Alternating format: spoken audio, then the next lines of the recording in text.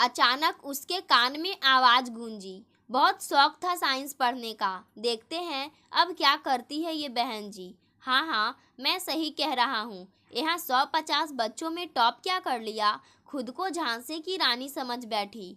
तभी दूसरी आवाज़ गूंजी। रविंदर, अब दो ही ऑप्शन है इसके पास। या तो यहाँ आर्ट्स लेकर पढ़ेगी या 15 किलोमीटर रोज धक्के खाकर टाउन जाएगी साइंस पढ़ने। देखते हैं इसके बाप में कितना दम है। खुद का गुजारा तो मुश्किल से चलता है, बेटी को क्या पढ़ाएगा। इतना कहकर दोनों जोर से हंसे और एक भद्दा सा जुमला उछाल दिया उन्होंने सुजाता को देखकर। सुजाता कुछ नहीं बोली। यह कोई एक दिन की बात हो तो जवाब दे। रोज रोज के इस पचड़े में कौन पड़े। उसे पढ़ने लिखने से मतलब रहता। वह बेकार की बातों पर बचपन से ही ध्यान नहीं देती थी। कौन क्या कह रहा है, क्या सुन रहा है, इससे क्या फ़र्क पड़ता है। जब तक कोई उसे हाथ न लगाए तब तक उसे किसी से भिड़ने की ज़रूरत नहीं महसूस होती थी। हाँ, एक बार अगर किसी ने उसे छू दिया तो फिर वह शेरनी हो जाती थी। इसके बाद मजाल है कि कोई उसकी तरफ आँख उठाकर देख ले। उसे वह किस्सा याद है जब एक बार किसी एमएलए के बेटे ने उसे ज़बरदस्ती अपनी गाड़ी में उठाने की कोशिश की थी और उसने अपने बालों में लगी चिमटी उसके आँख में घुसेड़ दी थी, जिसके बाद वह चीखता चिल्लाता भागा था और स्कूल में आकर प्रिंसिपल को धमकाने लगा था। बस यही कहा था उसने कि मैं देख लूँगा यह स्कूल कैसे चलता है। मेरे बाप के सामने क्या औकात है तुम्हारे इस डोनेशन पर चल रहे स्कूल की। सभी अनुदान बंद ना कराए तो मेरा नाम भी दीपक छेत्री नहीं। इतना सुनते ही सुजाता ने कहा था, जाकर अपने बाप से कह देना कि तू लड़की छेड़ रहा था और आज किसी ने तेरी आंख फोड़ दी है। और हाँ, अगर अपनी माँ का दूध पिया है तो सामने आकर हाथ उठा के देख। तेरे हाथ तोड़ के इसी पेड़ पर ना टांग दिए तो मेरा नाम भी सुजाता नहीं। एक बार बदनामी हो गई तो तेरे खानदान की 3 पीढ़ी चुनाव नहीं जीत पाएगी। हट सामने से कमीने। और इसके बाद किसी की हिम्मत नहीं हुई थी उस कॉलेज की किसी लड़की पर आंख उठाकर देखने की। किसी छोटे से कस्बे में होने वाली यह एक आम घटना है जो रीजनल न्यूज़पेपर से आगे नहीं बढ़ती। लोग कहाँ तक देखें ऐसी खबरें। हाँ, घर वालों ने इस खबर के स्थानीय पेपर में छपने के बाद सुजाता को बहुत समझाया था। देख बेटी, ऐसे गुंडों के मुंह नहीं लग। इनके पास और कोई काम तो है नहीं, पर तुझे तो पढ़ लिख कर माँ पिता का नाम रोशन करना है। बात शायद सुजाता की समझ में आ गई थी। उस दिन के बाद उसने कमेंट्स आदि पर ध्यान देना छोड़कर ऐसे लोगों को अपनी पढ़ाई के बल पर मात देने का फैसला किया था। आज जब उसने स्कूल में टॉप किया तो वही दीपक उसे धमकी देने आया था, क्योंकि आज उसका नाम पेपर में बड़ी इज्जत के साथ छपा था। शाम को जब वह घर लौटी तो सुबह की बातों से उसका मन भारी था। वाकई वह आगे की पढ़ाई कैसे करेगी यह सोचकर परेशान थी। उसने माँ से कहा, माँ मुझे साइंस कॉलेज में एडमिशन लेना है। माँ चुप हो गई। उसे पता था घर से 15 किलोमीटर दूर भेजना आसान काम नहीं है, वह भी रोज का आना जाना। कस्बे की हालत किसी से छुपे नहीं थे। आए दिन छेड़छाड़ की घटनाएं, बदनामी और फिर जरा सा कुछ हुआ नहीं कि बात का बतंगड़ बनाते देर नहीं लगती। इसके बाद मोहल्ले में सिर उठाकर जीना मुहाल हो जाए।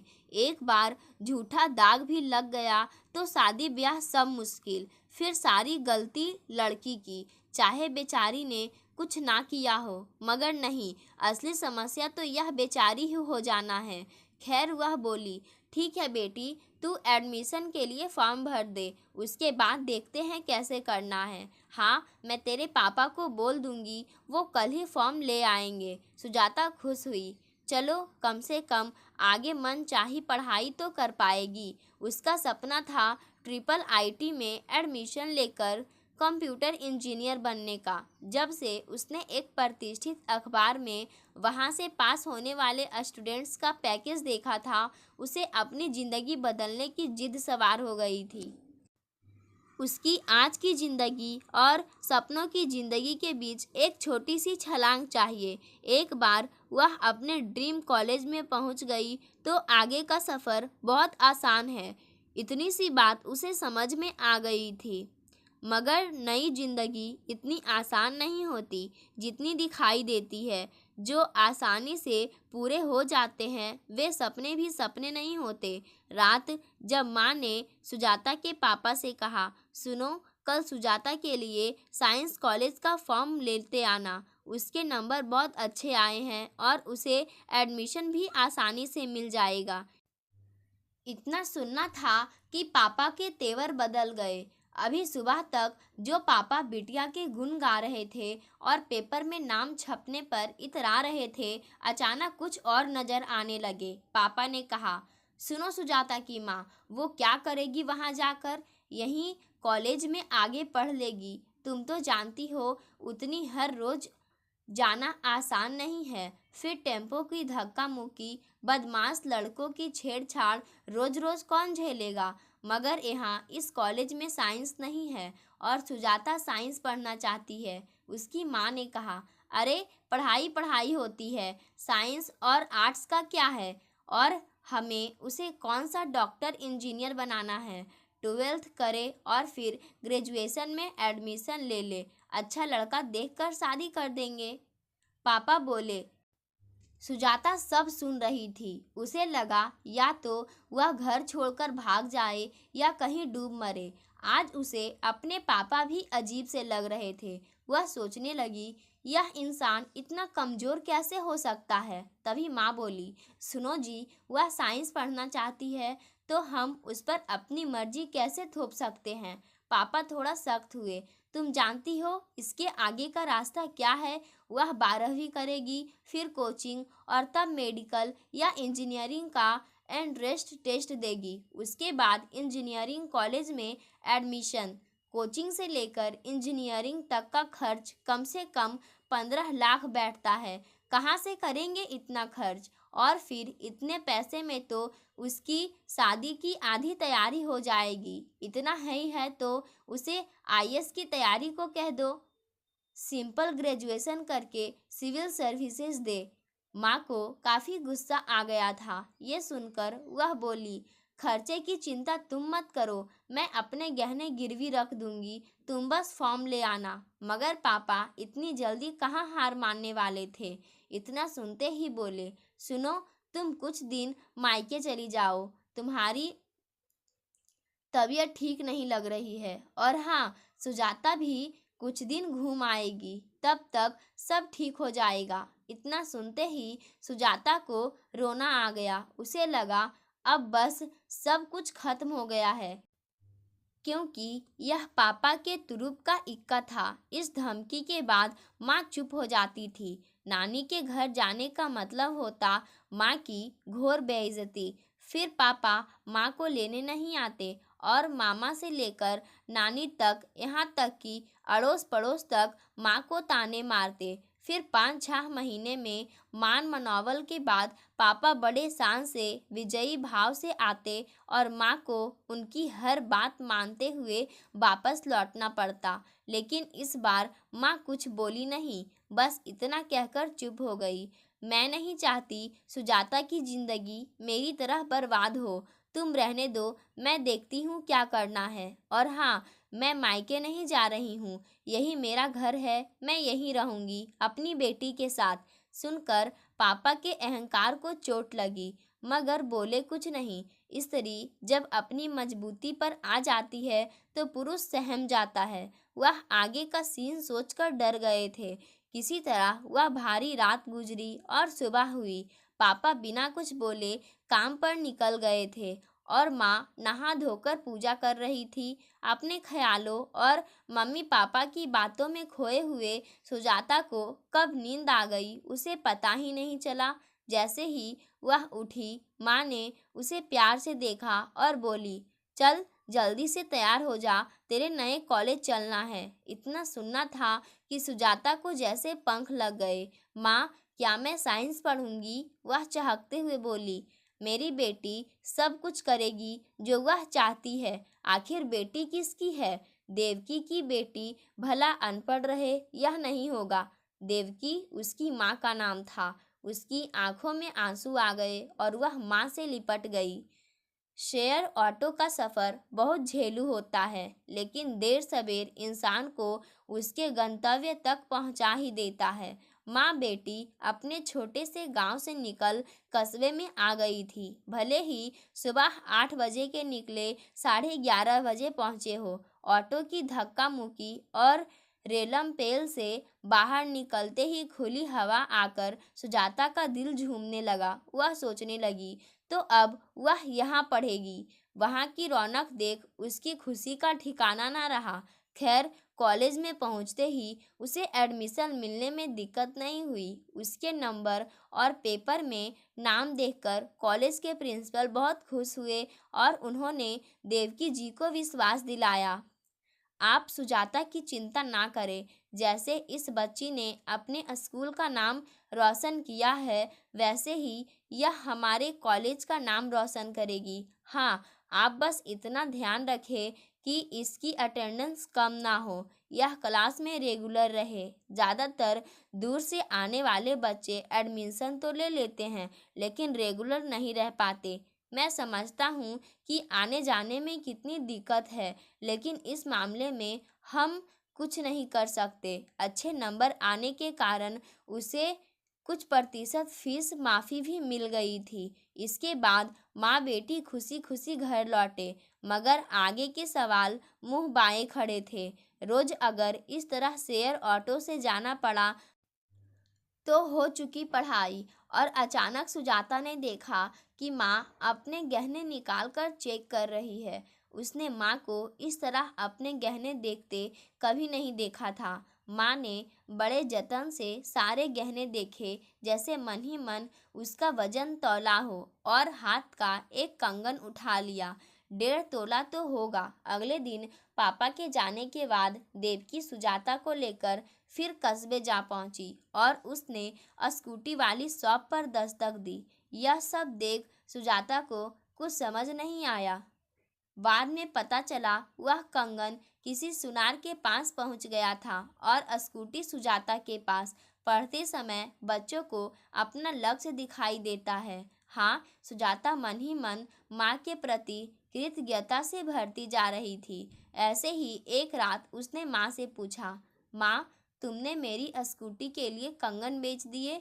और माँ आँख पोंछते हुए बोली, विद्या से बढ़कर कोई धन नहीं है। अभी मेरे पास 12 तोले कंगन पड़े हैं। उससे तेरी इंजीनियरिंग हो जाएगी और जैसे ही तेरी सर्विस लगी ये गहने फिर से बन जाएंगे। मैं नहीं चाहती मेरी बेटी मेरी तरह संघर्ष करे। उस दिन माँ ने बताया था कि किस तरह 10वीं के बाद नाना जी ने उसकी पढ़ाई यह कहकर छुड़ा दी थी कि देवकी अब आगे नहीं पढ़ेगी, क्योंकि यहाँ कोई स्कूल नहीं है और दूर जाने में खतरा है। कहीं ऊंच नीच हो गया तो इसकी छोटी बहनों का क्या होगा। इसके बाद बस 17 साढ़े 17 साल में शादी हो गई थी। इतना कहते कहते उनकी आंखों में आंसू आ गए थे। यह स्कूटी तेरी हमसफ़र है। अब तू समय से कॉलेज जा सकेगी और अपनी ज़िंदगी की उड़ान भर सकेगी। सुजाता ने भी माँ का दर्द को समझा था और पूरे लगन में पढ़ाई में जुट गई। वह स्कूटी तो जैसे उसकी लाइफ लाइन बन गई थी। और हाँ, अब यह बहन जी वाली सुजाता नहीं थी। उसने सलवार छोड़ टाइट पैंट नुमा लोअर और फिर फिट कुर्ता पहनना शुरू कर दिया था, जिससे आराम से स्कूटी चला सके। इतना ही नहीं, अब वह किसी न किसी लड़की को लिफ्ट देकर साथ ले जाती और लाती थी, जिससे अकेलापन ना महसूस हो। वह स्कूल बहुत अच्छा था। वहाँ पीटी सर ने गर्ल्स के लिए कराटे क्लास चला रखी थी, जिसमें वे लड़कियों को आत्मरक्षा की ट्रेनिंग देते थे। साथ ही क्लास में टॉप करने के कारण उसे नामी कोचिंग में फ्री सीट मिल गई थी। वह शनिवार और रविवार को आईआईटी में एंट्रेंस की कोचिंग करने लगी थी। शाम 3 बजे के बाद उसने 2-3 दिन बच्चों को ट्यूशन देना शुरू कर दिया था, जिससे पेट्रोल का खर्चा निकल आता। कहते हैं जहाँ चाह वहाँ राह।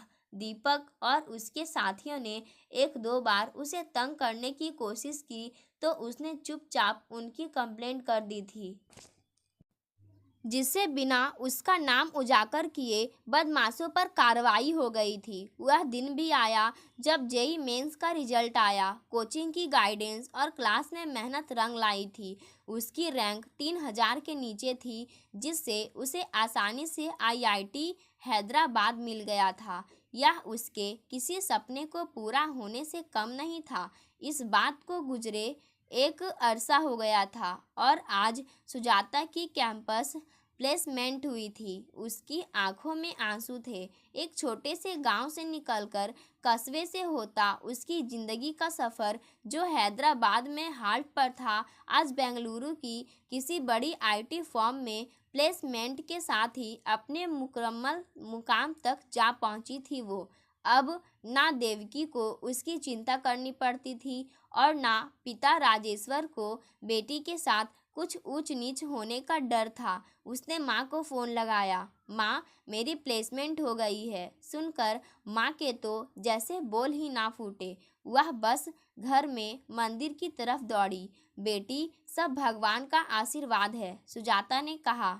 माँ, पैकेज नहीं पूछोगी? और देवकी ने कहा, हट पगली, बेटी को पैसे कौन देखता है। वह बोली, अच्छा चलो मैं बता देती हूँ, 50 लाख पर एनम, और यह यहाँ इस कैंपस की सेकंड हाईएस्ट प्लेसमेंट है। वाकई अगले दिन पेपर में सुजाता के प्लेसमेंट की खबर आ चुकी थी और पूरा आस पड़ोस मिठाई की मांग करता देवकी के घर खड़ा था। लेकिन बात यहीं ख़त्म नहीं हुई थी। प्लेसमेंट के 6 महीने बाद बिना किसी को बताए आज सुजाता अपने घर आई थी, उसी छोटे से गांव में। माँ पिताजी तो उसे देखकर पहचान ही नहीं पाए थे। जींस टी शर्ट में सुजाता को देख कोई नहीं कह सकता था कि यह वही सुजाता है जिसने इस छोटे से गांव से अपनी ज़िंदगी के संघर्ष का सफ़र शुरू किया था। अगले दिन सुबह जब देवकी सोकर उठी तो देखा सुजाता अपनी स्कूटी साफ कर रही थी। पिताजी जा चुके थे। वह बोली, माँ जल्दी से तैयार हो जाओ, कॉलेज चलना है, सर को मिठाई खिलानी है। देवकी फटाफट तैयार होकर स्कूटी पर बैठ बड़ी ठसक से साथ चल पड़ी। लेकिन यह क्या, सुजाता ने स्कूटी एक सुनार की दुकान पर रोक दी थी। इसे देखते ही देवकी को काटो तो खून नहीं। बेटी, यहाँ क्यों रुकी हो? हमें तो तुम्हारे कॉलेज चलना है, सर को मिठाई खिलाने। हाँ माँ, वहाँ भी चलेंगे, सुजाता ने कहा और सुनार से बोली, सुनो भैया, माँ के गहने छुड़ाने हैं। सुजाता को देख सुनार तक सहम गया। उसकी कुछ पूछने की हिम्मत नहीं हुई और देखते देखते सुजाता ने उसे 18 लाख की पेमेंट कर सारे गहने माँ के हाथ में रख दिए। माँ, यह मेरी तरफ से तुम्हें पहला उपहार है, मेरे पहले क्वार्टर की कमाई। इसके बाद उसने स्कूटी की डिक्की खोली और गहने की पोटली उसमें डाल माँ को बैठा वापस चल पड़ी। देवकी निःशब्द थी। आज शायद उसके गहने सोने से बदलकर हीरे से भी ज़्यादा कीमती हो उठे थे और सुजाता बिंदास अपनी लाइफलाइन स्कूटी पर उड़ी चली जा रही थी। अगर सही वक्त पर यह स्कूटी उसे ना मिलती तो वह अपनी ज़िंदगी का यह सफ़र शायद कभी तय ना कर पाती। पाठकों, आज की कहानी यहीं समाप्त होती है। धन्यवाद।